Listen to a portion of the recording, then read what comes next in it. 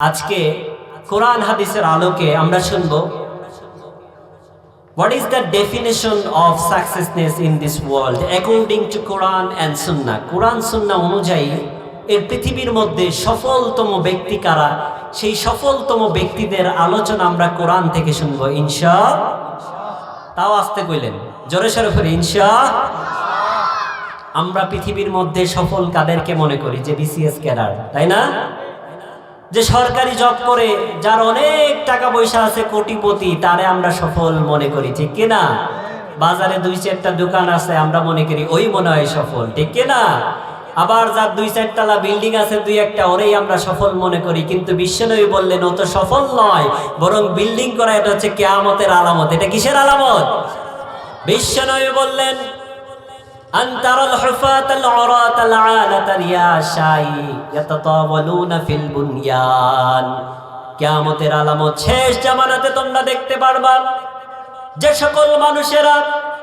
পরার জন্য পায়ের জুতা ছিল না যে সকল মানুষের গায়ের মধ্যে কোনো জামা ছিল না হতদরিদ্র ছিল কৃষক ছিল রাখাল ছিল এই ধরনের মানুষরা শেষ জামানায় গিয়ে বিল্ডিং বানানোর প্রতিযোগিতা করবে ঠিক না এমন আছে না নাই বিল্ডিং এর প্রতিযোগিতা আছে না নাই আছে না নাই আপনাদের এলাকায় নাই আছে আছে আছে সব এলাকায় কমন কিন্তু দুঃখজনক বিষয় হচ্ছে যারাই বিল্ডিং ঘর বাড়ি বানাচ্ছে দোকানপাট বানাচ্ছে এর অধিকাংশই হচ্ছে সুদখোর আর ঘুষখোর ঠিক না এটা আসতে কইলেন যে আপনাদের এলাকায় নাই আছে আছে আছে আছে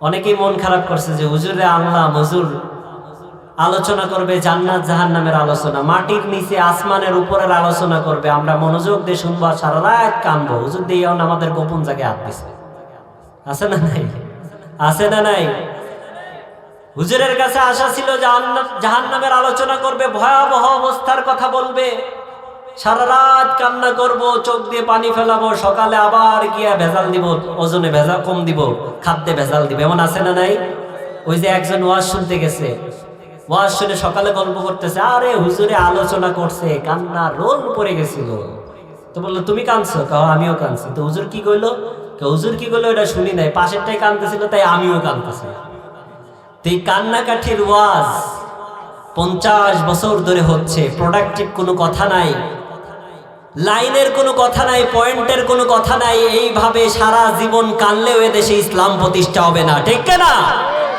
বেসিক ইসলাম আলোচনা করতে হবে অনেকেই আলোচনা শুনতে আসে ওনারা শুধু বলে হুজুর বিশ্বনবী কেমনে না খেয়ে দিনকাল কাটাইছে না খেয়ে পেটে পাথর বেঁধে কিভাবে দিনের তিবাত করছে এই আলোচনা করেন আমি 6 বেলা খাই ওইটা সমস্যা নাই কেমনে বিশ্বনবী সেই আগের জামানায় যুদ্ধ করেছে কাফেরদের বিরুদ্ধে ইসলামকে বিজয় করার জন্য নিজে মাঠে নেমে 27টা গাজওয়ায় অংশগ্রহণ করেছে রক্ত ঝরিয়েছে ওই আলোচনা আমরা শুনতে চাই কিন্তু বর্তমানেও যদি ইসলামের বিরুদ্ধে আঘাত আসে ইসলামকে নিয়ে যদি কেউ কথা বলে ইসলামের বিরুদ্ধে যদি কেউ ষড়যন্ত্র করে ইসলামের বিরুদ্ধে যদি কেউ শগুনের কুদৃষ্টি দেয় তাহলেও আবার বিশ্বনবীর মতো জিহাদের মাঠে ঝাঁপিয়ে পড়তে হবে এই ওয়াজ কেউ করে না ঠিক না এই জন্য প্রোডাক্টিভ আলোচনা করতে হবে ধৈর্য ধরে আলোচনা শুনতে হবে রাজি আছেন তো ইনশাআল্লাহ তো এই যে ইয়াতাতাওয়ালুনা ফিল বুনয়ান ঘর বাড়ি বানাচ্ছে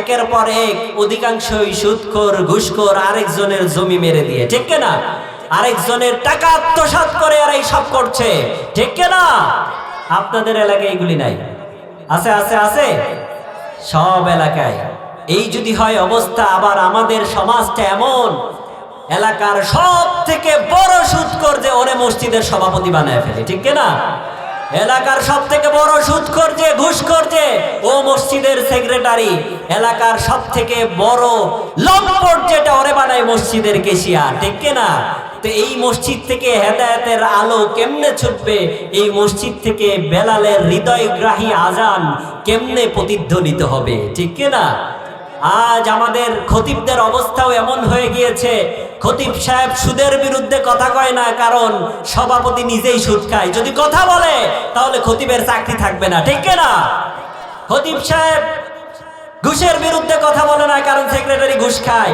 পর্দাকে নিয়ে কথা বলে না, কারণ এই ক্যাশিয়াররা এই মসজিদের দায়িত্বে যারা থাকে, এই মসজিদের দায়িত্ব মানে নিজের মেয়ে নিজের বউরাই বেপর্দায় চলে, ঠিক না? এখন যদি কথা বলে ফেলে তাহলে তো ওনারা চাকরি থাকবে না। এই জন্য খতিব সাহেবরাও কথা বলতে চায় না, ঠিক না? এই জন্য আমি বলি, যে সকল খতিবরা ভয় করতে হবে একজনকে, তিনি কে?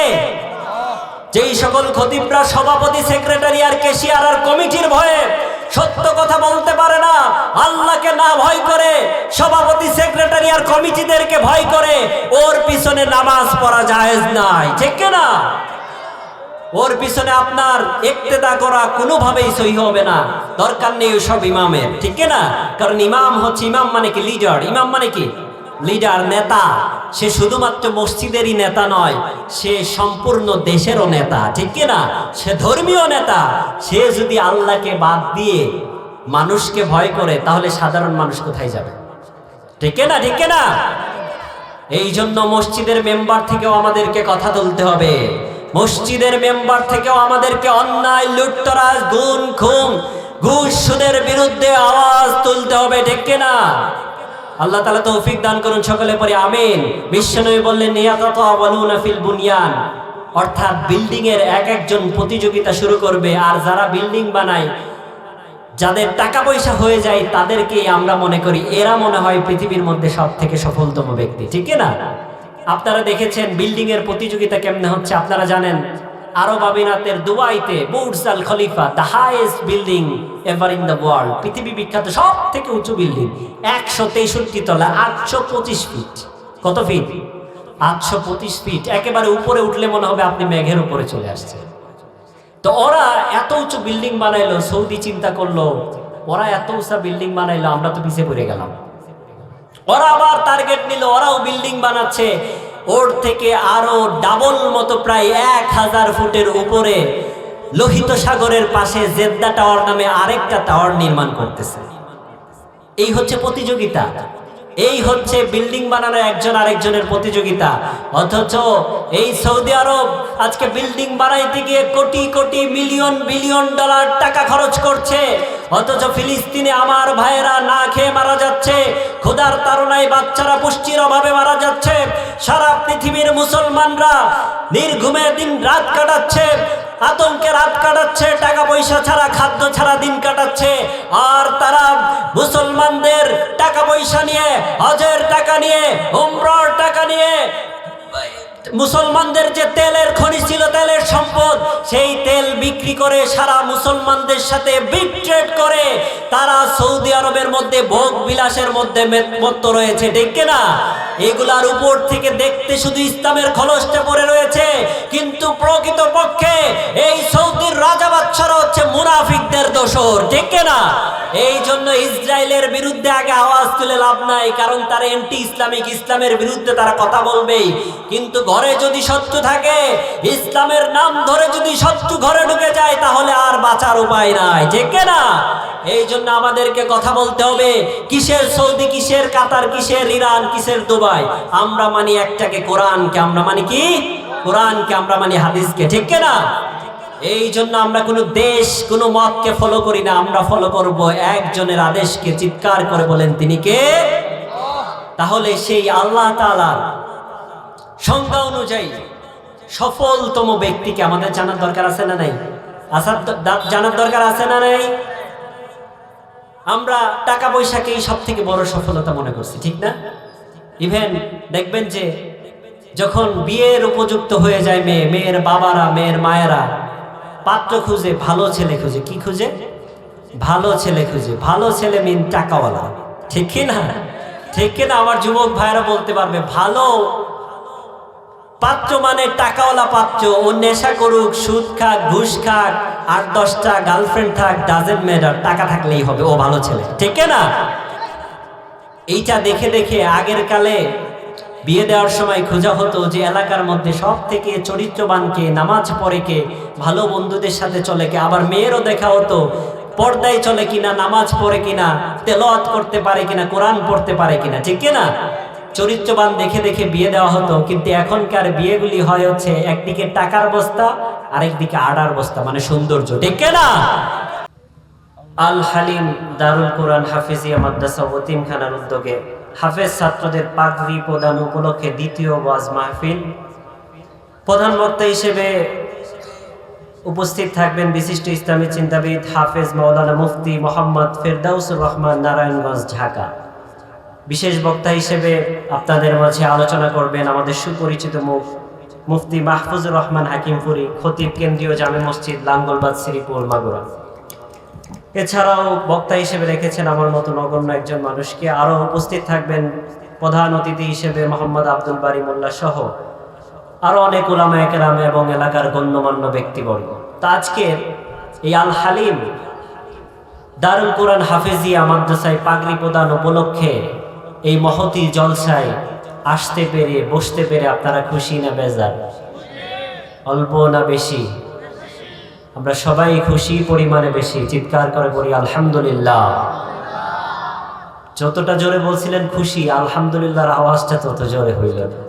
তো আমাদের আপনাদের এই এলাকায় কি খুশির যে আওয়াজটা, এটা কি খুব ছোট হয়, ছোটখাটো হয়, নাকি খুশির আওয়াজটা অনেক বড় হয়? তো এই জন্য বড় সড়ো করে আল্লাহর নামটা নেওয়া যাবে কি না? যাবে কি না? আল্লাহর নাম নিতে কোনো ভয় আছে? কোনো সংশয় আছে? সারা রাত ধরে যদি ডিজে পার্টির বিকট আওয়াজের মিউজিক চলতে পারে, তাহলে আল্লাহর নাম কেন আসতে দেরি হবে? ঠিক না? এই জন্য আল্লাহর নামটাও জোরে সোরে বলতে হবে, ঠিক না? লিল্লাহে তাকবীর, লিল্লাহে তাকবীর, লিল্লাহে তাকবীর।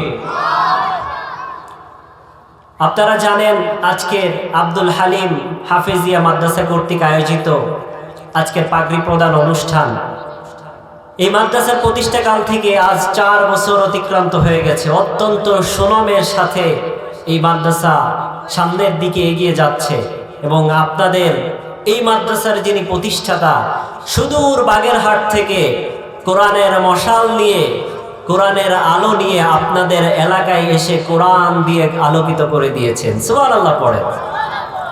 আমি মনে করি this is the blessing, mercy and bounties of Allah সুবহানাহু ওয়া তাআলা ফর দিস লোকালিটি। আপনার এই গ্রামের জন্য, এই এলাকার জন্য এই মাদ্রাসাটা হচ্ছে একটা হেদায়েতের জরিয়া, ঠিক না? এই মাদ্রাসার প্রতিষ্ঠা এবং হুজুরের এখানে আসার কথাটা আমার মনে পড়ে যায়। বিশ্বনবী মক্কা থেকে মদিনায় গিয়েছিলেন, মদিনায় গিয়ে ইসলামের আলো জ্বালিয়েছিলেন, সারা পৃথিবীতে মদিনা থেকে ইসলাম প্রচার করেছিলেন। ঠিক হুজুরও আপনাদের মাঝে সুদূর বাগেরহাট থেকে এসে কোরআন দিয়ে আপনাদের এলাকাটাকে কোরআনের আলোয় আলোকিত করে যাচ্ছেন। আলহামদুলিল্লাহ পড়ে। এই জন্য সবসময় এই মাদ্রাসার সাথে থাকার দরকার আছে না নাই? আছে না নাই? এই মাদ্রাসার এনভায়রনমেন্ট, এডুকেশন সিস্টেম, পরিবেশ সব কিছুই এতটা সুন্দর, অল এভরিথিং ইজ প্লেজেন্ট, সব কিছুই সন্তুষ্টিজনক। এবং এখানে যারা থাকেন, গার্ডিয়ান যারা আছেন, আপনারা ডিসকাশন করে দেখবেন, পড়ালেখার দিক দিয়ে বলেন, আদব আখলাক, চরিত্র, ক্যারেক্টার, বিহেভিয়ার, সব দিক দিয়ে অন্য অনেক মাদ্রাসায় আমি যাই, কিন্তু এই মাদ্রাসাটা আলহামদুলিল্লাহ সবার থেকে এগিয়েছে। আলহামদুলিল্লাহ পড়ে। তা আমি একদিন এই যে আপনাদের বাজার মসজিদে মাঝে মধ্যেই নামাজ পড়া হয়, তো আমি ওখানে নামাজ পড়তে যাই। ওখানে আমাদের হাফেজ সাহেব আছে, হামিদুল সাহেব, উনি ওখানকার ইমাম সাহেব। হুজুরের কণ্ঠ মাশাআল্লাহ খুবই হৃদয়গ্রাহী, খুবই মনোমুগ্ধকর কণ্ঠে তেলাওয়াত করেন, ঠিক না? তো উনিও কিন্তু এই মাদ্রাসার শিক্ষক। তো একদিন মাগরিবের সময় আমি গিয়ে ওনাকে পাই নাই, দেখি অন্য কেউ একজন তেলাওয়াত করতেছে, আমি কাতারের পিছনে ছিলাম। তো এত সুন্দর তেলাওয়াত, এত মনোমুগ্ধকর তেলাওয়াত, উনি তেলাওয়াত করতেছেন আর মনে হচ্ছে যে প্রত্যেকটা আয়াত, প্রত্যেকটা ওয়ার্ডের অর্থ বুঝে বুঝে তেলাওয়াত করতেছেন। আমি পিছনে দাঁড়ায় দাঁড়ায় চিন্তা করতেছিলাম হয়তো কোনো বড় আলেম হবেন, কারণ his recitation was amazing, outstanding, fantastic, awesome, supercalifragilisticexpialidocious. এত সুন্দর কণ্ঠে তেলাওয়াত করছিলেন, এত মায়া ভরা কণ্ঠে, মনে হচ্ছিল অর্থ বুঝে বুঝে তেলাওয়াত করছেন। তো আমি চিন্তা করলাম নামাজের পরে এই বড় হুজুরের সাথে আমি দেখা করব। তো নামাজ শেষ হয়ে গেল, আমি নামাজ পড়তে পড়তে উনি চলে গেছেন বের হয়ে। তো পাশের একজনকে জিজ্ঞেস করলাম, মুসল্লি, যে এখানে যে এতক্ষণ তেলাওয়াত হইল, মাগরিবের নামাজটা আজকে কে পড়াইল? তো উনি বললেন, আরে এত বাচ্চা ছেলে, নাজমুল সাহেব হুজুরের মাদ্রাসার ছাত্র, সুবহানাল্লাহ পড়ে। তো ওনার তেলাওয়াত শুনে আমি সত্যি I was shocked in that time. আমি অত্যন্ত আশ্চর্যান্বিত হয়েছি। আমি আসা যাওয়া করি, বাট এদের তেলাওয়াতের মান এতটাই হাই, এতটাই কোয়ালিটিফুল, একেবারে ইন্টারন্যাশনাল লেভেলের। আলহামদুলিল্লাহ পড়ে। আপনারা হুজুরকে চিনেন, ক্যাম্পে যারা নামাজ পড়ছেন জানেন, অনেকেই হুজুরের খুতবা শুনতে ক্যাম্প মসজিদে নামাজ পড়তে আসে। আলহামদুলিল্লাহ পড়ে।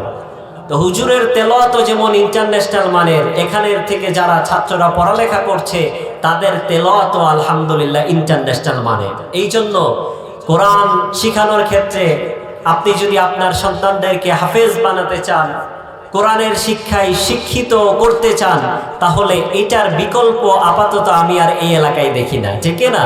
এই জন্য যদি নিয়ত থাকে আমার সন্তানকে কোরআনের হাফেজ বানাবো, আমার সন্তানকে দ্বীনি শিক্ষায় শিক্ষিত করব, তাহলে অবশ্যই অবশ্যই এটা হবে আপনাদের জন্য বেস্ট অপশন। এই জন্য আমাদের সন্তানদেরকে কোরআন শিক্ষা, দ্বীনি শিক্ষায় শিক্ষিত করার দরকার আছে না নাই? আছে না নাই? বর্তমানের যুগ জেনজির যুগ চলতেছে, এরপরে আসবে আলফা জেনারেশন, খুব কঠিন যুগ। এই জন্য সন্তানদেরকে যদি সঠিক পথে পরিচালিত করতে চান, মানুষ করতে চান সঠিক পথে, শেষ বয়সে যদি খাইটের বাড়ি আর বাটামের বাড়ি খাইতে না চান, বৃদ্ধাশ্রমে গিয়ে জীবনের শেষ প্রহর যদি গুনতে না চান, তাহলে এই সন্তানকে কোরআনের শিক্ষায় শিক্ষিত করতে হবে, ঠিক না? সন্তানকে যদি আপনার এই সন্তানটা হবে নম্র, ভদ্র, কোরআনওয়ালা, আল্লাহওয়ালা, ঠিক না?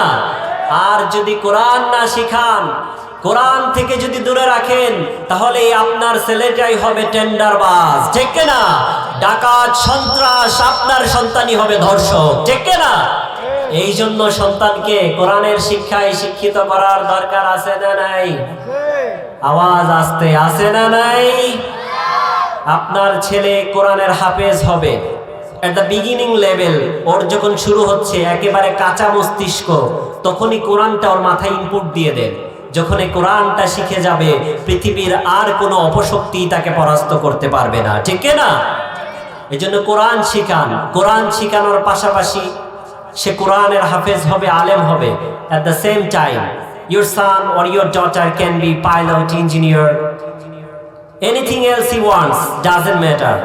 But at the same time, he or she has to have the knowledge of Quran. If you teach your children the holy and sacred book Quran, the Quran will teach your children everything. Subhanallah পড়ে।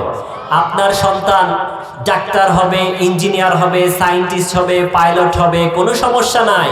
কারণ বর্তমান যুগের যত invention আমরা দেখছি, এই সব কিছুর পিছনে খবর নিয়ে দেখেন, এই সব কিছুর পিছনেই মুসলমানদের অবদান রয়েছে, ঠিক না? এই জন্য কোনো বাধা নেই, আপনার সন্তান সবকিছুই হবে, কিন্তু পাশাপাশি কোরআনটাও জানা দরকার আছে না নাই?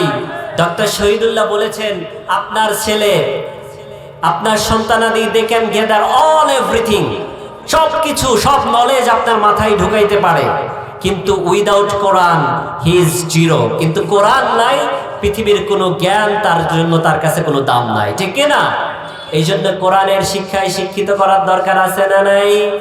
আছে না নাই? এই জন্য আজ বর্তমানের এমন ষড়যন্ত্র শুরু হয়েছে, এখন অনেকেই বলে মাদ্রাসায় পড়াইলে, কোরআন পড়াইলে তো অন্য কোনো শিক্ষায় শিক্ষিত হইতে পারে না, ঠিক না? এই কথা বলে বলে আজ সমাজ থেকে, আপনাদের সন্তানদের থেকে কোরআন থেকে দূরে রাখা হচ্ছে।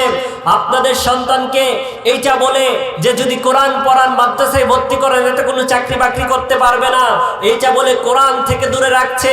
তাদের উদ্দেশ্য হলো আপনার সন্তান যদি কোরআন শিখে যায়, আপনার সন্তান যদি ইসলাম শিখে যায়, তাহলে তো আপনার সন্তানকে দিয়ে তারা টেন্ডারবাজি করাতে পারবে না, ঠিক না? আপনার সন্তানকে দিয়ে তারা সন্ত্রাসী কর্মকাণ্ড করতে পারবে না। আপনার সন্তান যদি কোরআন শিখে যায়, তাহলে আপনার সন্তানকে দিয়ে তারা লুটতরাজি করাতে পারবে না, ঠিক না? এই জন্য কিছু শ্রেণীর মানুষ চায় আপনার সন্তান যেন কোরআন থেকে দূরে থাকে, ইসলাম থেকে দূরে থাকে, ঠিক না? এটা ডিপ একটা কনস্পাইরেসি। এই ষড়যন্ত্র আপনাদেরকেই রুখে দিতে হবে, ঠিক না?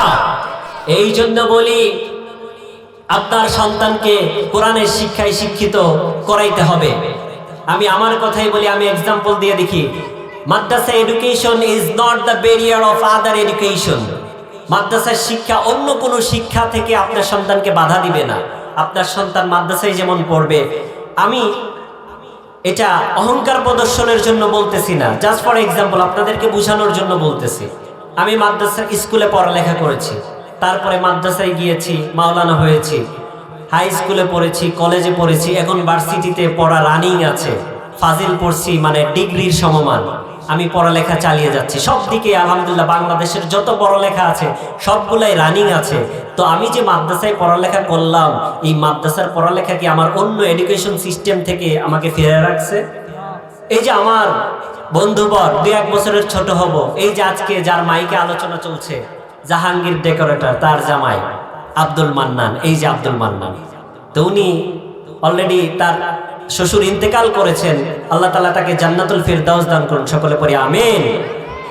তো সেও কিন্তু মাদ্রাসায় পড়েছে, হাফেজ হয়েছে, আলিয়া মাদ্রাসায় পড়েছে, এখন মাগুরাতে একটা কলেজে অনার্স করছে। তাহলে ও মাদ্রাসায় পড়ালেখা করলো, এই পড়ালেখা কি তার আদার্স এডুকেশন থেকে তাকে ফিরিয়ে আনছে? তাকে বাধা দিয়েছে? বাধা দিয়েছে? বাধা দেয় নাই। এই জন্য বলি যে মাদ্রাসার পড়ালেখা কাঁচা মস্তিষ্কে প্রথমেই কোরআন আর হাদিসের শিক্ষা, ইসলামকে ওর মাথার ভিতরে ঢুকায় দিলে তারপরে আপনার আর কোনো টেনশন নাই, কোরআনই ওকে সামনের দিকে পথ দেখায় নিয়ে যেতে থাকবে, ঠিক না? এই জন্য আপনি আপনার সন্তানকে যদি কোরআন শিখান, ও কোরআন শিখবে, আর যদি আপনার সন্তানকে গান শিখান তাহলে ও গানই শিখবে, ঠিক না? আমার বাবার মুখে প্রথম যখন শুনেছিলাম গান, সেদিন থেকে গানই জীবন, গানই আমার প্রাণ। আমার মায়ের আদেশ বাবার মতো গাইতে হবে গান, সেদিন থেকে গানই জীবন, গানই আমার প্রাণ, ঠিক না? তো গান শিখাইছেন, ওর তো গানই জান প্রাণ হবে, ঠিক না? ওর তো কোরআন শিখান নাই। ওরা যদি কোরআন শিখাইতেন তাহলে বলতো, আমার বাবার মুখে প্রথম যেদিন শুনেছি কোরআন, সেদিন থেকে কোরআনই জীবন, কোরআনই আমার প্রাণ, ঠিক না? এই জন্য কোরআন শিখানোর দরকার আছে না নাই? আছে না নাই? আপনাদের এলাকায় এত বড় একটা রহমত, এত সুন্দর একটা পরিবেশ, ইন্টারন্যাশনাল মানের হেফজখানা আল্লাহ তাআলা আপনাদের এলাকায় আপনাদের উপর দয়া মায়া করে দিয়েছেন, আলহামদুলিল্লাহ পড়েন। এই জন্য এই এলাকায় যারা সন্তান, আপনাদের ছোট ছোট সন্তানাদি আছে যারা, সবাইকে কোরআনের শিক্ষায় শিক্ষিত করবেন। This is the best option for you. এই মাদ্রাসাটা আপনাদের জন্য সব থেকে বেস্ট অপশন, আলহামদুলিল্লাহ পড়েন। রাজি আছেন তো? রাজি আছেন তো? ইনশাল্লাহ রাজি আছেন তো? আল্লাহ সবাইকে কবুল করুক, সকলে পড়ি আমিন।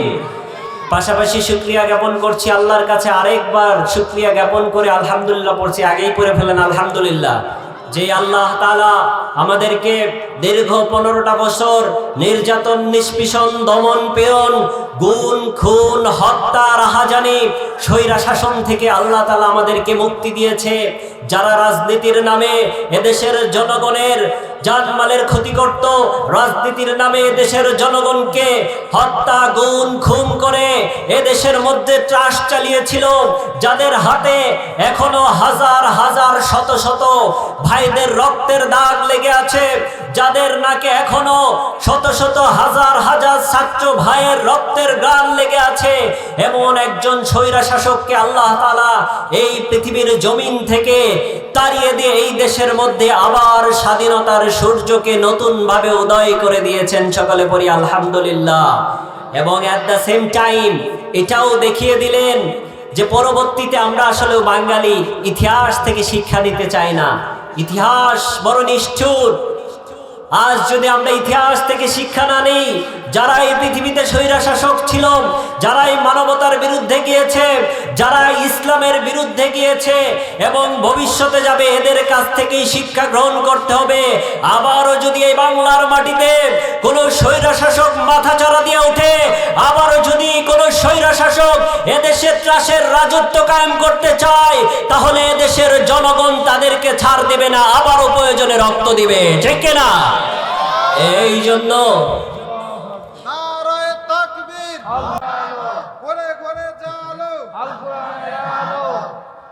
এই জন্য যারা স্বৈরা শাসন ছিল তাদের পথ অনুসরণ করা যাবে পৃথিবীর মধ্যে যত স্বৈরা শাসক এসেছে মানুষজন তাকে স্মরণ করেছে, তবে ঘৃণা ভরে স্মরণ করেছে, ঠিক কিনা?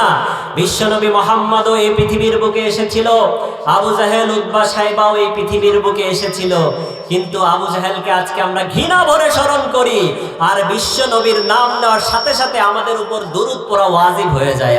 আল্লাহু আকবার। আবু জাহেল বিশ্বনবীকে বড় জ্বালাইছে, ইভেন তার পক্ষের যারা ছিল এতটাই ঘৃণিত ব্যক্তিতে পরিণত হয়েছে যে আবু জাহেল নামটা পর্যন্ত আজ মানুষ রাখে না, ঠিক কিনা? আপনারা শুনছেন কারো নাম আবু জাহেল রাখছে? আপনার ছেলের নাম রাখবেন? রাখবেন? আপনার ভাতিজার নাম আবু জাহেল রাখবেন? কতটা ঘৃণিত হলে তার নামটাও কেউ রাখতে চায় না। ইতিহাস তাকে স্মরণ করেছে, তবে ঘৃণা ভরে স্মরণ করেছে। এই আবু জাহেল একজন ব্যক্তি হজে গেল, হজে যাওয়ার পরে একটু পরপরই বাথরুমে যায়। তো ওরে জিজ্ঞেস করা হলো, ঘটনা কি? আপনার কি লুজ মোশন চালু হয়ে গেছে নাকি? হজে আসছেন, ইবাদত করবেন, নামাজ কালাম পড়বেন, এত যদি বাথরুমে যান তাহলে কেমনে হয়? তো উনি বলতেছে যে আসলেও ভাই বাথরুমে যাচ্ছে এই কারণে, নবীর যুগে তো আমি ছিলাম না, আবু জাহেল আমার নবীরে কি কষ্ট দিছে ওই সময় তো আমি ছিলাম না, থাকলে তো ওর সাথে আমার একটা বোঝাপড়া হয়ে যাইতো। তো এখন শুনছি এই মক্কার যে বাথরুম এটা আবু জাহেলের বাড়ির উপরে বানানো, তো আমি মাঝে মধ্যে গিয়ে ওরে তো আর সরাসরি পাই নাই, ওর বাড়ির মধ্যে গিয়ে বাথরুম করে পায়খানা করে প্রতিশোধ নেই, ঠিক কিনা? তো এই জন্য বারবার আমি একটু বাথরুমের দিকে যাই। সুতরাং ইতিহাস তাদেরকে স্মরণ রেখেছে কিন্তু বাথরুম আর পায়খানা দিয়ে, ঠিক কিনা?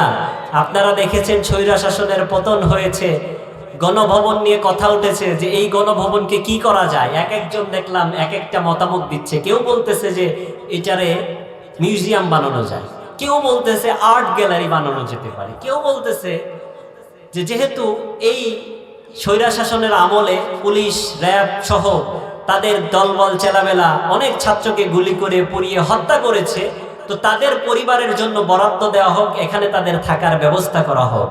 সবাই সব রকম মতামত দিচ্ছে। হঠাৎ করে একজনের মতামতের উপর আমার চোখ পড়লো। উনি বলল যে আমাদের ঢাকার মধ্যে অত ভালো 5 স্টার কোনো পাবলিক বাথরুম নাই, পাবলিক টয়লেট নাই, তো বিশাল জায়গা, আমরা যদি এই পুরা গণভবনটাকে একটা পাবলিক টয়লেট বানাই তাহলে পৃথিবীর মধ্যে বিখ্যাত হয়ে যাবে যে বাংলাদেশের মধ্যে গণভবনে সারা পৃথিবীর সব থেকে বড় একটা পাবলিক টয়লেট আছে। এই হচ্ছে অবস্থা। যারাই মানবতার বিরুদ্ধে গিয়েছে, ইতিহাসের বিপক্ষে গিয়ে, স্রোতের বিরুদ্ধে গিয়ে, জনগণের বিরুদ্ধে গিয়ে ত্রাস সৃষ্টি করতে চেয়েছে, তাদেরকে ইতিহাস স্মরণ রেখেছে, তবে পায়খানার বাথরুম দিয়ে, ঠিক কিনা? নমরুদ এসেছিল, খোদা দাবি করেছিল, ইব্রাহিম আলাইহিস সালামকে বড় জ্বালাইছে। ইব্রাহিম আলাইহিস সালাম তার জ্বালাই থাকতে পারে নাই, ত্রাসের রাজত্ব কায়েম করে ফেলেছিল। সে এতটাই নিজেকে ক্ষমতাবান ভাবতো, শেষ মুহূর্তে নিজের আল্লাহ দাবি করে ফেলছে, নাউজুবিল্লাহ পড়ে। কিন্তু সেই নমরুদকে বিদায় করতে আল্লাহর বড়সড় কোনো কষ্ট করতে হয় নাই। ল্যাংড়া একটা মশা তার নাক দিয়ে ঢুকায় দিছে, মস্তিষ্কের মধ্যে গিয়া যখন কামড় শুরু করলো, তো ওনার যেই প্রজারা ছিল, জনগণ কামড়াচ্ছে আর এদিকে নমরুদ লাফাচ্ছে। ওরা চিন্তা করলো ঘটনা কি, খোদায় আবার লাফাই কে? একদিন আগেই তো খোদা দাবি করলো, আবার আজকে দেখি শুধু লাফের উপরে আছে। তো ওই যে ল্যাংড়া মশাটা তার মস্তিষ্কে কামড়াচ্ছে, আর নমরুদ ওই দিক দিয়ে লাফানো শুরু করছে। তো নমরুদ বলল, আমার দেশের যত চিকিৎসক আছে, কবিরাজ আছে, সব দেখো, ব্যথাই তো মরে গেলাম। সবাই আসলো, কোনো চিকিৎসায় কাজ হয় না। তো এক ডক্টর বলল, আমার কাছে একটা চিকিৎসা আছে। মাথায় যেহেতু ব্যথা, ভিতরে মশা ঢুকে কামড়াচ্ছে, তাহলে মাথার মধ্যে আঘাত করলে মনে হয় ব্যথাটা একটু কমবে। কি দিয়ে আঘাত করা যায়? জুতা আনতে হবে। কি জুতা? তো আগের যুগে তো এই ধরনের স্পঞ্জের নরম সরম জুতা ছিল না, ঠিক কি না? নরম ছিল, আগে ছিল খরমের জুতা। কাঠের জুতা দেখছেন না আপনারা? খরমের জুতা। তো বলা হলো খরমের জুতাই নিয়ে আসো। নমরুদের মাথার মধ্যে আস্তে আস্তে আঘাত করে দেখে ভিতরে কামড়টাও বন্ধ হয়ে যায়। তো আস্তে আস্তে যত বাড়ির আঘাতটা যত বেগবান হয়, ওর মাথার ভিতরের কামড়ানোর গতিটাও তত কমে। কিন্তু কামড়ানোর গতি কমলে এদিকে খরমের বাড়িতে আস্তে আস্তে আস্তে আস্তে তার মাথা চূর্ণ বিচূর্ণ হয়ে এই নমরুদ পৃথিবী থেকে বিদায় হয়ে গেল। সুতরাং তার কাছ থেকে আমাদের ইতিহাস শিখে রাখতে হবে। আজও যদি এই পৃথিবীর ইতিহাসে মানবতার বিরুদ্ধে যদি কেউ যায়, ইসলামের বিপক্ষে যদি কেউ কথা বলে, ইসলাম নিয়ে যদি কেউ ষড়যন্ত্র করতে চায়, তাহলে নমরুদের মতো জুতা পিটা হয়ে এই পৃথিবী ছাড়া হতে হবে, ঠিক না? এই জন্য ইসলামের বিরুদ্ধে ষড়যন্ত্র করে লাভ নেই। আপনারা দেখেছেন এই দেশটা সামাজিক সম্প্রীতির দেশ, সাম্প্রদায়িক সম্প্রীতির দেশ, ঠিক না? ঠিক না? এই দেশে হিন্দু থাকবে, বৌদ্ধ থাকবে, খ্রিস্টান থাকবে, মুসলিম থাকবে, সকলেই সকলের ধর্মমত পালন করবে, কোনো সমস্যা নাই। সকলেই সকলের ব্যক্তিগতভাবে চলাচল করবে, কোনো সমস্যা নাই। কিন্তু যখন ইসলাম নিয়ে কোনো কথা বলবে, দেখলাম ঐক্য পরিষদ গঠন করেছে, হিন্দু বৌদ্ধ খ্রিস্টান ঐক্য পরিষদ। তাহলে সারা জীবন ওরা মুসলিমদেরকে অসাম্প্রদায়িক বলেছে, অথচ এখন তারা যে ঐক্য পরিষদ গঠন করলো, হিন্দু বৌদ্ধ খ্রিস্টান তিন দল একসাথে নিয়ে, অমুসলিম যারা তাদেরকে নিয়ে ঐক্য পরিষদ করলো, এখানে তাহলে মুসলমানদেরকে কেন বাদ দেওয়া হলো? এটার মাধ্যমেই বোঝানো যাচ্ছে যে তারা সারা জীবন অসাম্প্রদায়িক অসাম্প্রদায়িক বলে আমাদেরকে গালি দিয়েছে। এই ঐক্য পরিষদ গঠন করে মুসলমানদেরকে এখান থেকে বাদ দিয়ে বুঝিয়ে দিয়েছে যে আমরা অসাম্প্রদায়িক না, মূলত ঐক্য পরিষদ যারা গঠন করেছে তারাই অসাম্প্রদায়িক এবং সন্ত্রাসী গোষ্ঠী, ঠিক না? এই জন্য ইসলামের বিরুদ্ধে যারাই ষড়যন্ত্র করবে, আবার দেখেছি ইসকন, তারা গেরুয়া পতাকাকে বাংলাদেশের পতাকার উপরে উঠিয়েছে। এরা এতদিন স্লোগান দিয়েছে যে দেশটা বাঙালিদের দেশ, আগে বাংলাদেশ তারপরে ধর্ম, কিন্তু তাদের বেলায় যখন যায় তখন বাঙালি পরে আগে ধর্ম, ঠিক না? এই ধরনের ভণ্ডামি, মুসলমানদের ঘর বাড়ি ভেঙে দেওয়া হয়েছে। আমরা বলতে চাই, আমরা নরম স্বভাবের নরম তবিয়তের ইসলামটাকে সুন্দরভাবে রিপ্রেজেন্ট করতে চাই। সুতরাং এই নরম স্বভাবের সুন্দর আখলাককে, এটাকে আপনারা দুর্বলতা মনে করবেন না। মনে রাখবেন, ইসলাম যেমন হযরত আবু বকর রাদিয়াল্লাহু তাআলা আনহুর মতো নরম স্বভাবের তবিয়তের হাত ধরে এসেছে, ঠিক তেমনি ভাবে বজ্রকঠোর ওমর, খালেদ বিন ওয়ালিদ, সালাউদ্দিন আইয়ুবীর মতো কঠোর মানুষের হাত ধরেও ইসলাম পৃথিবীর মধ্যে প্রচার পেয়েছে, ঠিক না? এই জন্য ইসলামের বিরুদ্ধে যদি ষড়যন্ত্র করা হয়, ইসলামকে নিয়ে যদি বাজে মন্তব্য করা হয়, এদেশ থেকে যদি ইসলামের বিরুদ্ধে কোনো ষড়যন্ত্র করা হয়, শকুনের দৃষ্টি দেওয়া হয়, এদেশের মানুষ যেমন ৪৫-এ এদেশ স্বাধীন করেছে, ৭১-এ স্বাধীন করেছে, ২৪-এ এসে এদেশের মানুষ যেমন ঝাঁপিয়ে পড়েছে, ইসলামের বিরুদ্ধে যদি আবার কথা বলা হয়, যদি কোনো নির্দিষ্ট গোষ্ঠী ইসলামকে নিয়ে ষড়যন্ত্র করে, তাহলে এদেশের মুসলমানরা আবারও তাদের রক্ত দিয়ে হলেও ইসলামকে দেশে বিজয়ী করেই ছাড়বে ইনশাআল্লাহ।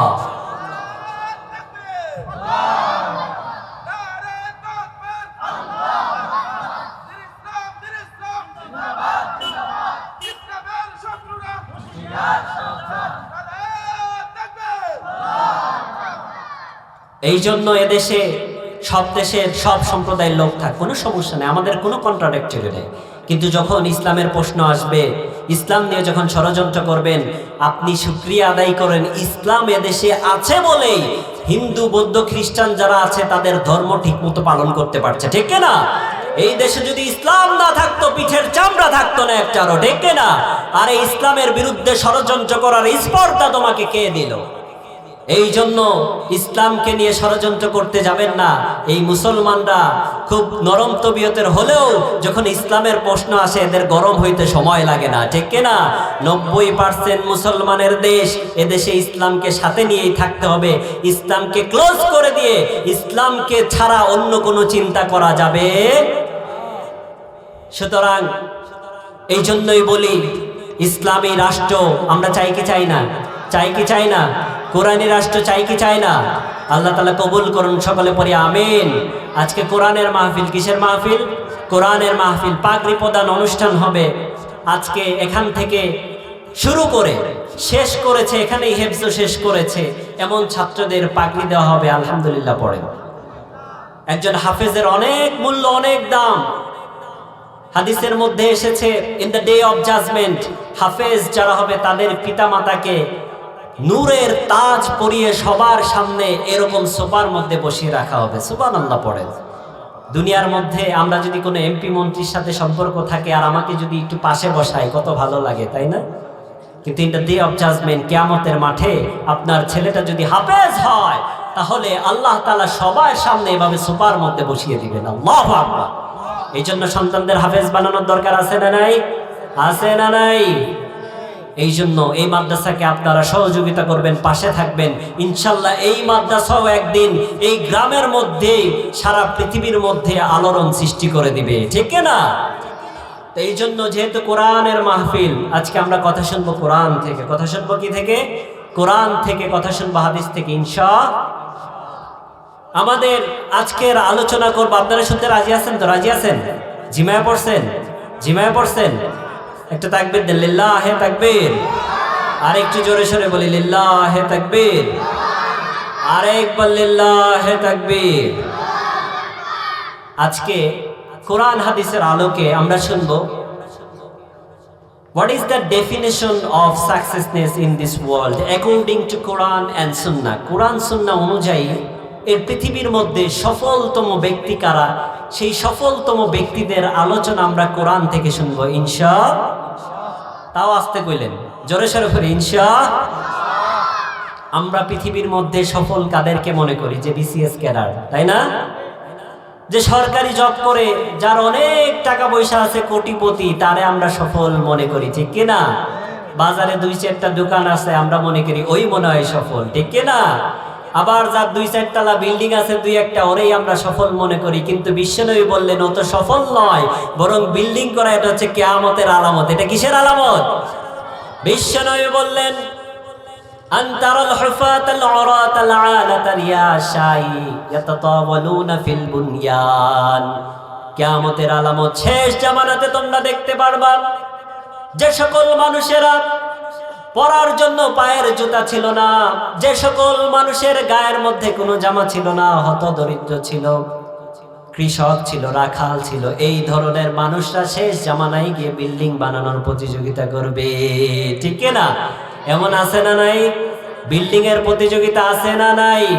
আছে না নাই? আপনাদের এলাকায় নাই? আছে আছে আছে, সব এলাকায় কমন।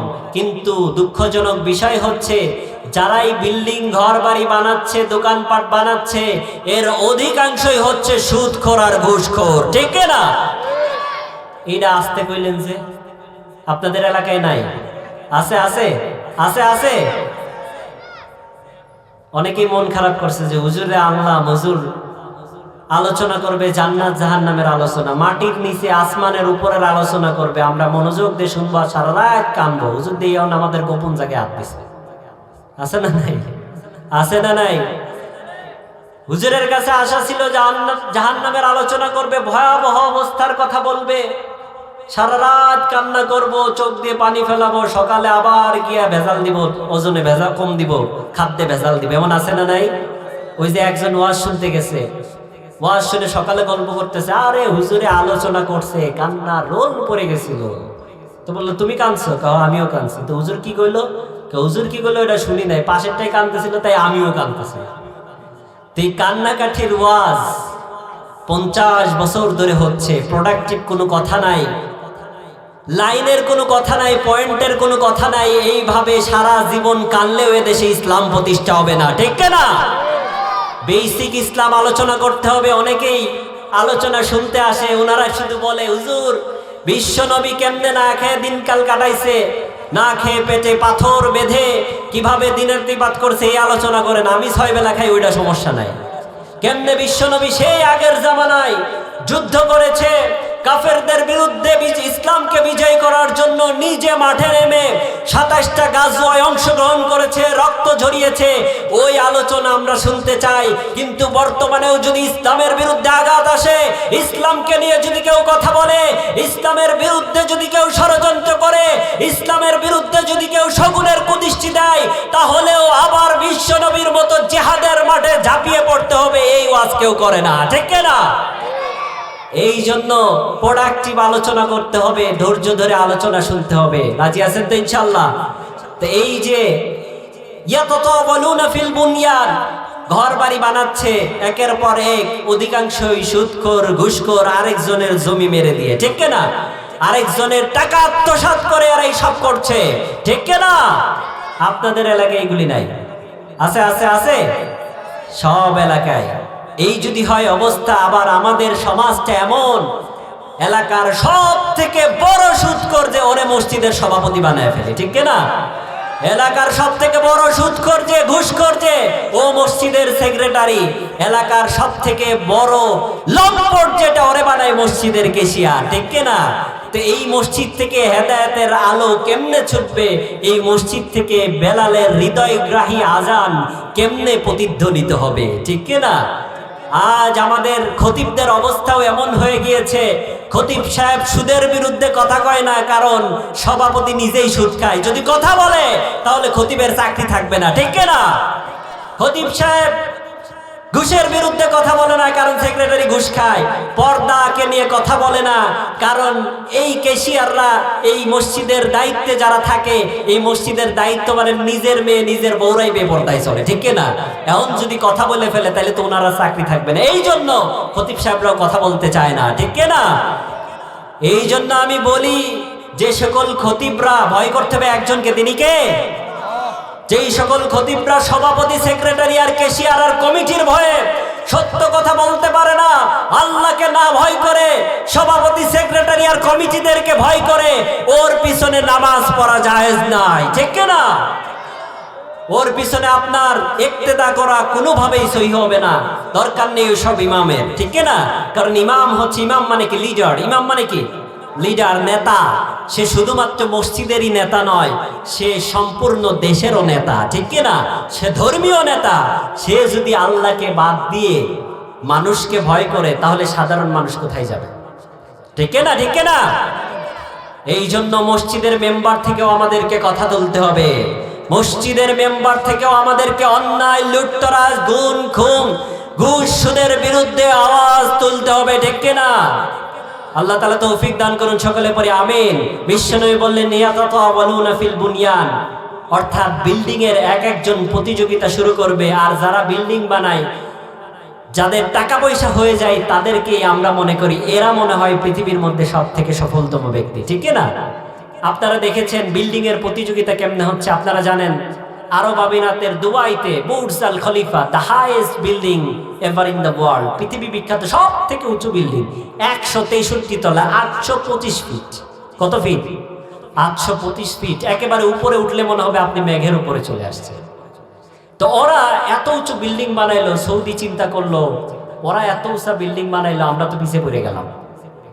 ওরা আবার টার্গেট নিল, ওরাও বিল্ডিং বানাচ্ছে, ওর থেকে আরো ডাবল মতো, প্রায় 1000 ফুটের উপরে লোহিত সাগরের পাশে জেদ্দা টাওয়ার নামে আরেকটা টাওয়ার নির্মাণ করতেছে। এই হচ্ছে প্রতিযোগিতা, এই হচ্ছে বিল্ডিং বানানো একজন আরেকজনের প্রতিযোগিতা। অথচ এই সৌদি আরব আজকে বিল্ডিং বানাইতে গিয়ে crore crore, million billion dollar টাকা খরচ করছে, অথচ ফিলিস্তিনে আমার ভাইয়েরা না খেয়ে মারা যাচ্ছে, ক্ষুধার তাড়নায় বাচ্চারা পুষ্টির অভাবে মারা যাচ্ছে, সারা পৃথিবীর মুসলমানরা নির্ঘুমে দিন রাত কাটাচ্ছে, আতঙ্কে রাত কাটাচ্ছে, টাকা পয়সা ছাড়া, খাদ্য ছাড়া দিন কাটাচ্ছে। আর তারা মুসলমানদের টাকা পয়সা নিয়ে, হজের টাকা নিয়ে, উমরার টাকা নিয়ে, মুসলমানদের যে তেলের খনি ছিল, তেলের সম্পদ, সেই তেল বিক্রি করে সারা মুসলমানদের সাথে বিট্রেড করে তারা সৌদি আরবের মধ্যে ভোগ বিলাসের মধ্যে মত্ত রয়েছে, ঠিক না? এগুলার উপর থেকে দেখতে শুধু ইসলামের খলসটা পড়ে রয়েছে, কিন্তু প্রকৃত পক্ষে এই সৌদির রাজা বাদশারা হচ্ছে মুনাফিকদের দোসর, ঠিক না? এই জন্য ইসরায়েলের বিরুদ্ধে আগে আওয়াজ তুলে লাভ নাই, কারণ তারা এন্টি ইসলামিক, ইসলামের বিরুদ্ধে তারা কথা বলবেই। কিন্তু ঘরে যদি শত্রু থাকে, ইসলামের নাম ধরে যদি শত্রু ঘরে ঢুকে যায়, তাহলে আর বাঁচার উপায় নাই, ঠিক না? এই জন্য আমাদেরকে কথা বলতে হবে, কিসের সৌদি, কিসের কাতার, কিসের ইরান, কিসের দুবাই? আমরা মানি একটাকে, কোরআনকে। আমরা মানি কি? কোরআনকে। আমরা মানি হাদিসকে, ঠিক না? এই জন্য আমরা কোনো দেশ, কোনো মতকে ফলো করি না, আমরা ফলো করব একজনের আদেশকে। চিৎকার করে বলেন, তিনি কে? তাহলে সেই আল্লাহ তাআলার সংজ্ঞা অনুযায়ী সফলতম ব্যক্তিকে আমাদের জানার দরকার আছে না নাই? জানার দরকার আছে না নাই? আমরা টাকা পয়সাকেই সব থেকে বড় সফলতা মনে করছি, ঠিক না? ইভেন দেখবেন যে যখন বিয়ের উপযুক্ত হয়ে যায় মেয়ে, মেয়ের বাবারা, মেয়ের মায়েরা পাত্র খুঁজে, ভালো ছেলে খুঁজে। কি খুঁজে? ভালো ছেলে খুঁজে। ভালো ছেলে মিন টাকাওয়ালা, ঠিক কিনা? ঠিক কিনা? আমার যুবক ভাইরা বলতে পারবে। ভালো পাত্র মানে টাকাওয়ালা পাত্র। ও নেশা করুক, সুদ খাক, ঘুষ খাক, 8-10টা গার্লফ্রেন্ড থাক, ডাজেন্ট ম্যাটার, টাকা থাকলেই হবে, ও ভালো ছেলে, ঠিক না? এইটা দেখে দেখে আগের কালে বিয়ে দেওয়ার সময় খোঁজা হতো যে এলাকার মধ্যে সব থেকে চরিত্রবান কে, নামাজ পড়ে কে, ভালো বন্ধুদের সাথে চলে কে। আবার মেয়েরও দেখা হতো পর্দায় চলে কিনা, নামাজ পড়ে কিনা, তেলাওয়াত করতে পারে কিনা, কোরআন পড়তে পারে কিনা, ঠিক কিনা? চরিত্রবান দেখে দেখে বিয়ে দেওয়া হতো। কিন্তু এখনকার বিয়েগুলি হয় হচ্ছে একদিকে টাকার বস্তা, আরেকদিকে আড়ার বস্তা, মানে সৌন্দর্য, ঠিক কিনা? এই জন্যই তো পরে দেখা যায় নিয়তটা থাকে উল্টা পাল্টা। বিশ্বনবী যেভাবে বলেছেন, ফাজফার বিজাতিদ দ্বীন, তোমরা দিন দেখে বিয়ে দাও, কিন্তু আমরা দিনের আড়ালে টাকা দেখে বিয়ে দিই, এজন্য কপাল পড়ে যায়, ঠিক কিনা? ওই দিন দেখলাম একজন আমার কাছে বলতেছে, হুজুর আমার মেয়েটা তো বড় কষ্টে আছে, যৌতুকের জন্য খালি টর্চার করে। আমি বললাম, যৌতুকের বিরুদ্ধে তো বাংলাদেশে কঠোর আইন, মামলা করে দেন। হুজুর ওরা এত বড় লোক, এত বড় লোক, মামলা করলে ওদের সাথে মামলা করে চালাইতে পারবো না। তা আমি বললাম যে এত বড় লোক বিয়ে দেওয়ার সময় খবর ছিল না? বিয়ে যখন দিচ্ছেন তখন তো ভালো ছেলে দেখে দেন নাই, টাকাওয়ালা দেখে দিচ্ছেন, এই জন্যই তো এখন এই অবস্থা, ঠিক না? আলবার্ট আইজ্যাক নিউটনের কয়েকটা সূত্র তিনি দিয়ে গেছেন, তার মধ্যে দ্বিতীয় একটা সূত্র আছে, every action has its equal or opposite reaction. প্রত্যেকটা কর্মেরই সমান অথবা তার বিপরীতমুখী রিয়াকশন থাকে। আপনি যদি চরিত্রবান দেখে দিতেন, আপনার মেয়েটাও সুখে শান্তিতে থাকতো, ঠিক না?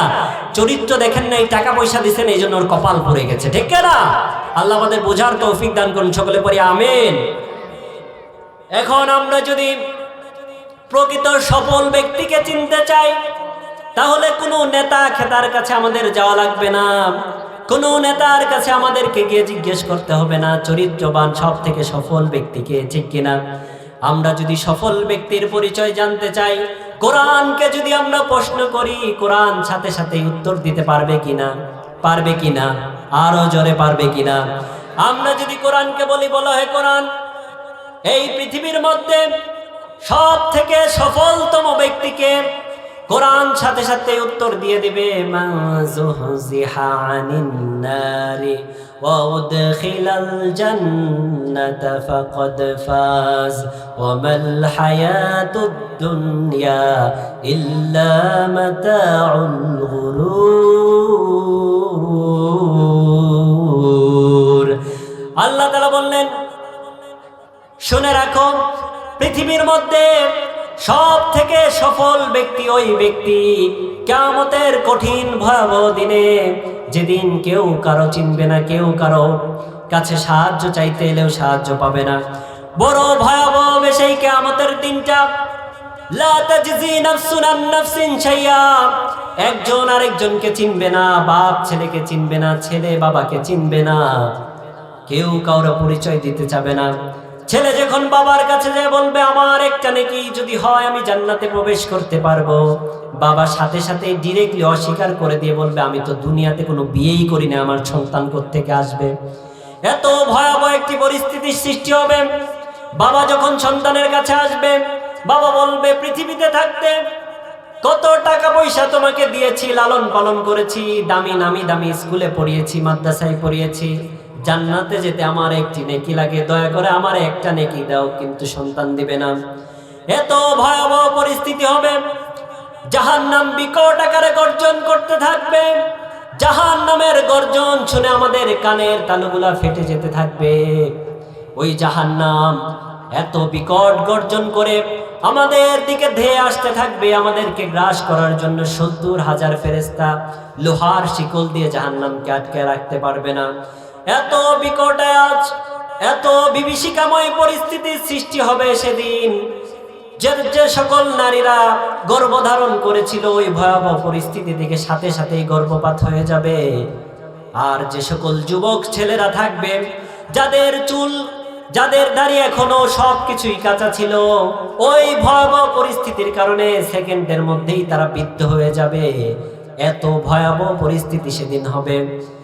বর্তমানে আমরা যদি এই যে কিছুদিন আগে প্রচন্ড গরম গেল, 36-37 ডিগ্রি সেলসিয়াস গরমের মধ্যে আমরা টিকতে পারি না, অথচ এই সূর্যটা হচ্ছে 15 কোটি কিলোমিটার দূরে। কত দূরে? আমাদের থেকে 15 কোটি কিলোমিটার দূরে।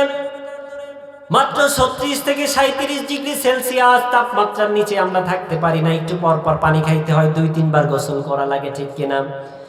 এসির মধ্যে গিয়ে বসি, ফ্যানের বাতাস ছাড়া হয় না। এখন যদি হয় এই অবস্থা দুনিয়াতে, এত উপরে সূর্য থাকতে অবস্থা এতই ভয়াবহ হবে। কিন্তু কিয়ামতের মাঠে এই সূর্যটাই আমাদের মাথার আধা হাত উপরে চলে আসবে। আধা হাত উপরে আসে, এত বেশি পরিমাণ আমাদের মাথায় হিট দিতে থাকবে, আমাদের মাথার মগজগুলো গলে গলে কানের ছিদ্র নাকের ছিদ্র দিয়ে বের হতে থাকবে। নাউজুবিল্লাহ পড়েন। আল্লাহ তাআলা বললেন, ওই ভয়াবহ দিনে মান যুহযিহা আনিন নার আও দুখিলাল জান্নাত ফাকাদ ফাজ, ওই ভয়াবহ দিনে যাকে জাহান্নামের আগুন থেকে মুক্তি দেওয়া হবে, জান্নাতের মধ্যে যাদেরকে প্রবেশ করানো হবে, তারাই হচ্ছে প্রকৃতপক্ষে সফল ব্যক্তি। সুবহানাল্লাহ। Whoever has been drawn out from the hellfire and entered the paradise, he is the ultimate successful person in that day, in the day of judgment. আল্লাহু আকবার পড়ে। যাকে ওই কিয়ামতের মাঠে, যাকে জাহান্নামের আগুন থেকে মুক্তি দিয়ে জান্নাতের মধ্যে প্রবেশ করানো হবে, ওই বিভীষিকাময় অবস্থা থেকে যখন রেস্কিউ করে তাকে জান্নাতের দিকে নেওয়া হবে, সেই পৃথিবীর মধ্যে সব থেকে সফল ব্যক্তি হয়ে যাবে। সুবহানাল্লাহ পড়ে।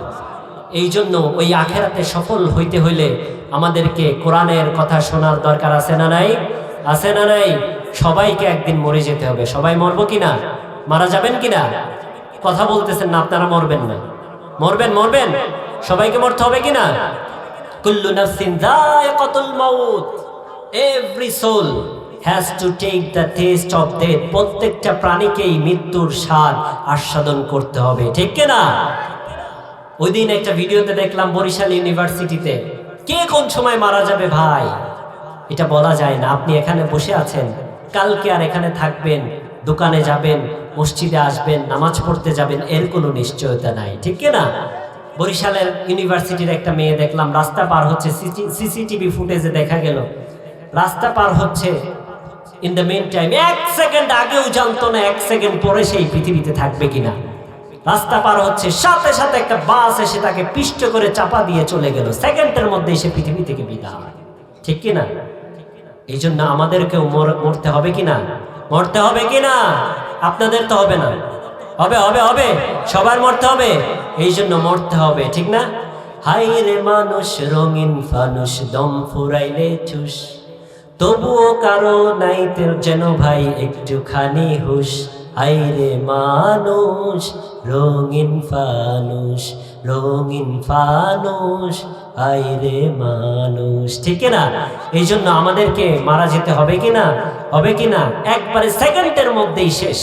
সব কত চিন্তা করে রাখছিলেন, বিল্ডিং দিবেন, দোকানপাট করবেন, কত চিন্তা, ছেলের বিয়ে দিবেন, মেয়ের বিয়ে দিবেন, শেষ জামানায় শেষ বয়সে একটু রিল্যাক্স করবেন, এর কোনো নিশ্চয়তা আছে? আছে। এই জন্য আল্লাহ তাআলা বললেন, যেহেতু মৃত্যুটা সবার নিশ্চিত, মারা যেহেতু যেতেই হবে, এই জন্য কিয়ামতের মাঠে সফল হওয়ার দরকার আছে না নাই? আছে না নাই? এই জন্যই আল্লাহ তাআলা পরের আয়াতে বললেন, দুনিয়ার ধোঁকার মধ্যে পড়ে যাওয়া যাবে না। কারণ আল্লাহ তাআলা বললেন, ওমাল হায়াতুদ দুনিয়া ইল্লা মাতাউল গুরুর, this worldly life is nothing but the illusion. এই দুনিয়ার জীবনটা হচ্ছে ধোঁকার জীবন, এই দুনিয়াটার জীবনটা হচ্ছে মিছে জীবন। কি জীবন? এই মিছে দুনিয়ায় তুমি থাকবা কতদিন, এই মিছে দুনিয়ায় তুমি থাকবা কতদিন। হঠাৎ করে উঠবে বেজে, হঠাৎ করে উঠবে বেজে চলে যাওয়ার বিন। এই মিছে দুনিয়ায় তুমি থাকবা কতদিন, এই মিছে দুনিয়ায় তুমি থাকবা কতদিন। এই দুনিয়ার মিছে মায়ায় আচ্ছা তুমি পড়ে, একবারও ভাবো নিহাই যেতে হবে চলে। এই মিছে দুনিয়ায় তুমি থাকবা কতদিন, এই মিছে দুনিয়ায় তুমি থাকবা কতদিন, ঠিক কিনা? এই জন্য এই দুনিয়া ছেড়ে আমাদের যেতে হবে কিনা, হবে কিনা আরো জোরে? এই দুনিয়া ছেড়ে আমরা সবাই চলে যাব, কিছুই সাথে নিতে পারবো না, ঠিক কিনা? এই যে এত টাকা পয়সা, জজ খ্যাতি, এত সামাজিক স্ট্যাটাস, কত ধরনের অর্নামেন্টস, কত এসেট থাকবে, কিন্তু কিছুই নিয়ে আমরা যেতে পারবো না, খালি হাতে চলে যেতে হবে। দুনিয়ার মধ্যে আপনি কত সম্মানিত ছিলেন, কত বড় নেতা ছিলেন, কত সম্মানের অধিকারী ছিলেন, কত টাকা ছিল, মরার পরে কি এইসবের হিসাব হবে নাকি? এইসবের হিসাব হবে নাকি? আপনি দুনিয়াতে কত সম্মানিত ডাজেন্ট ম্যাটার, কিন্তু কিয়ামতের মাঠে যদি আপনি সফল হতে পারেন, তাহলে সেই দিনই হবে আপনার চূড়ান্ত সফলতা, ঠিক কিনা? এই জন্য আখিরাতে সফল হওয়ার দরকার আছে না নাই? আছে না নাই? তো এই জন্য আখিরাতে যদি আমরা সফল হইতে চাই, তাহলে দুনিয়াতেও ওই সফলতা অর্জন করার জন্য কিছু কাজ আমাদেরকে করতে হবে। আপনারা করতে রাজি আছেন তো? কয়েকটা পয়েন্ট শেয়ার করবো, আপনারা শুনতে রাজি আছেন তো? রাজি আছেন তো ইনশাল্লাহ? নাকি বিরক্ত হচ্ছেন? এরপরে আমাদের বক্তারা আছেন, বড় বড় বক্তারা কথা শুনবেন, কিন্তু আমি ছোট মানুষ, কিছু পয়েন্ট আপনাদের শেয়ার করে যাব। শুধুমাত্র মাহফিলে এসে একটু শুনলাম, কানলাম, হাসলাম, গাইলাম, চলে গেলাম, তাতে কিন্তু মাহফিল সফল হবে না। এখান থেকে কিছু নিয়ে যাব, পার্সোনাল লাইফ, সামাজিক লাইফ, ন্যাশনাল লাইফ, ইন্টারন্যাশনাল লাইফে যদি আমরা অ্যাপ্লাই করতে পারি, তাহলেই আমাদের এই মাহফিল সফল হবে, ঠিক না? তো এই জন্য আখিরাতে সফল হওয়ার জন্য দুনিয়াতেও আমাদের কিছু কাজ করতে হবে। রাজি আছেন তো ইনশাল্লাহ? রাজি আছেন তো ইনশাল্লাহ?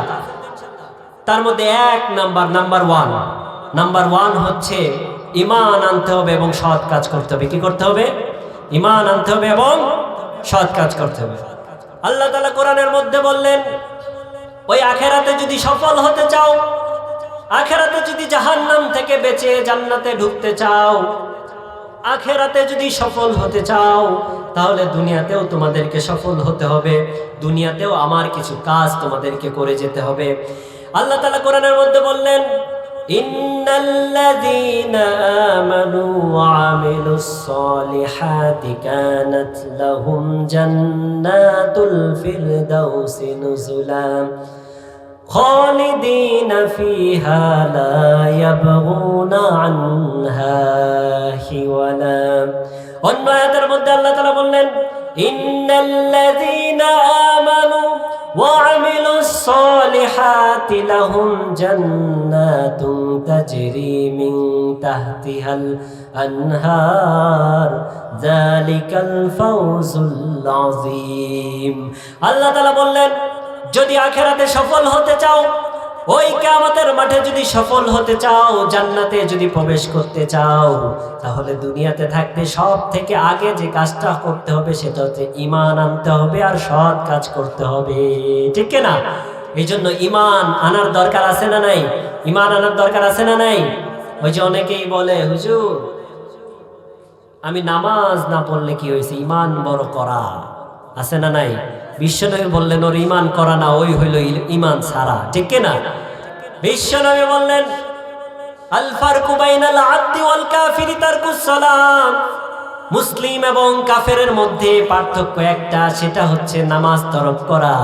যে ব্যক্তি নামাজ পড়লো সে খাঁটি মুসলমান, আর যে নামাজ তরক করলো সে আর মুসলমান থাকে না, ঠিক না? এই জন্য ঈমান আনার পরে প্রথম শর্তটা হচ্ছে নামাজ পড়া। প্রথম শর্তটা কি?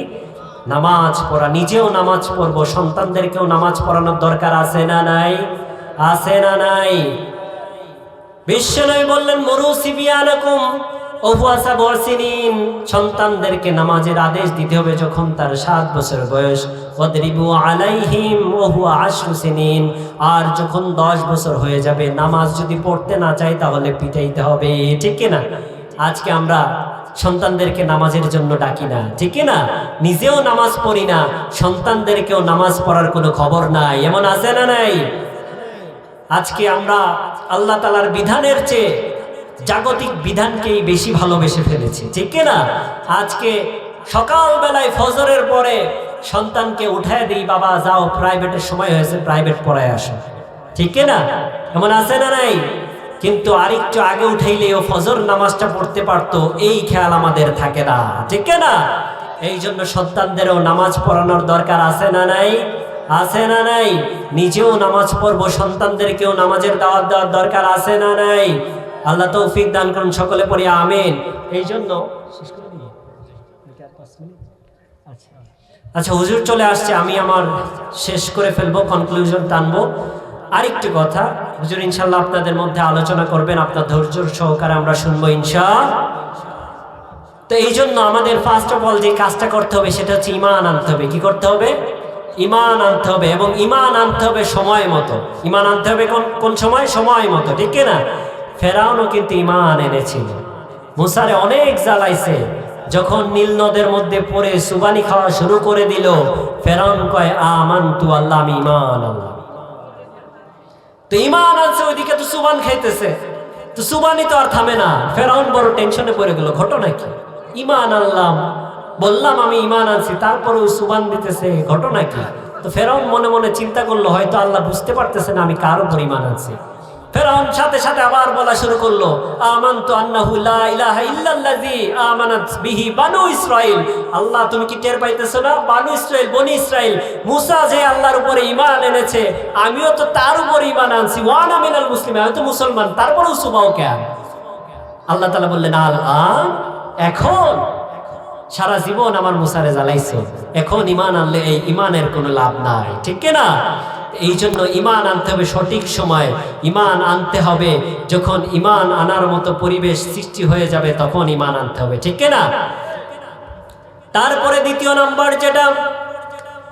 নম্বরের আখিরাতে যদি সফল হইতে হয়, দ্বিতীয় নম্বর এবং লাস্ট পয়েন্ট, আজকে সব শেয়ার করতে পারবো না, দ্বিতীয় নম্বর পয়েন্টটা বলেই শেষ করব। দ্বিতীয় নম্বর হচ্ছে আল্লাহ এবং তার রাসূলের অনুগত্য করতে হবে। আখিরাতে সফল হইতে হইলে দুনিয়াতে আল্লাহ তার রাসূলের অনুসরণের দরকার আছে না নাই? আছে না নাই? আল্লাহ তাআলা বললেন, ওমাইয়ুতি'আল্লাহা ওয়া রাসূলাহু ইউদখিলহু জান্নাতিন তাজরি মিন তাহতিহাল আনহার খালিদিনা ফিহা ওয়া যালিকাল ফাওজুল আযীম। আল্লাহ তাআলা বললেন, ওই আখিরাতে যদি সফল হতে হয়, দুনিয়ার মধ্যে যদি সফলতা লাভ করতে হয়, তাহলে আমাকে অনুসরণ করতে হবে, এবং আমার বিশ্ব নবীকেও অনুসরণের দরকার আছে না নাই? আছে না নাই? আল্লাহ তাআলা অন্যতে আয়াতে বললেন, কুল ইন কুনতুম তুহিব্বুনাল্লাহা ফাত্তাবিউনি ইউহিব্বুকুমুল্লাহু ওয়া ইয়াগফির লাকুম যুনুবাকুম ওয়াল্লাহু গফুরুর রহিম। আল্লাহ তাআলা বললেন, if you want to love me, then you have to follow my messenger মুহাম্মদ সাল্লাল্লাহু। যদি আমাকে ভালোবাসতে চাও, আমাকে যদি পেতে চাও, তাহলে আমার নবী বিশ্ব নবী মুহাম্মদকে অনুসরণের দরকার আছে না নাই? আছে না নাই? এই জন্য নবীকে ছাড়া আল্লাহকে পাওয়া যাবে। বর্তমানে কিছু বের হয়েছে, আহলে কোরআন কয় কোরআন মানি আমরা, নবীরে মানি না, এমন আছে না নাই? বিশ্ব নবীকে যদি না মানি, বিশ্ব নবীকে না মানার কারণে আজ ইহুদিরা ইহুদি হয়ে গিয়েছে, বিশ্ব নবীকে না মানার কারণে আজ খ্রিস্টানরা খ্রিস্টান হয়ে গিয়েছে, অন্যান্য ধর্মাবলম্বীরা আল্লাহকে মানে, কিন্তু বিশ্ব নবীকে না মানার কারণে ঈমানের খাতা থেকে তাদের নাম কাটা গিয়েছে। সুতরাং বর্তমানেও যারা আহলে কোরআন দাবি করে বলে সুন্নত মানি না, ওরা আহলে কোরআন না, ওরা হচ্ছে আহলে শয়তান, ঠিক না? এই জন্য বিশ্বনবী যা আমাদের কাছে নিয়ে এসেছেন, আল্লাহ তাআলা বলেছেন, মা আতাকুমুর রাসূলু ফাখুযুহু ওয়া মা নাহাকুম আনহু ফান্তাহু। Whatever the Prophet Muhammad sallallahu alaihi wasallam brings with, take it, and whatever he forbade, abstain from it. বিশ্বনবী যা নিয়ে এসেছেন সেটারে ধরো। কি করতে হবে? ধরো। বিশ্বনবী যা নিয়ে এসেছেন, বলেন আমার সাথে, সেটারে কি করতে হবে? ধরতে হবে। আর বিশ্বনবী যেটাকে নিষেধ করেছেন সেটা থেকে বিরত থাকার দরকার আছে না নাই? বিশ্বনবী যেটাকে হালাল করেছেন সেটা হালাল, কারণ বিশ্বনবী ছিলেন শারে আলাইহিস সালাম, আল্লাহ তাআলা তাকে লেজিসলেটিভ পাওয়ার দিয়ে দিয়েছিলেন। আল্লাহু আকবার। এই জন্য বিশ্বনবী যা এনেছে ধরতে হবে, আর যা থেকে নিষেধ করেছে তা থেকে বিরত থাকতে হবে। আল্লাহ তাআলা তৌফিক দান করুন, সকলে পড়ি আমিন। আমাদের সম্মানিত হুজুর, পরিচিত মুখ মাওলানা মাহফুজ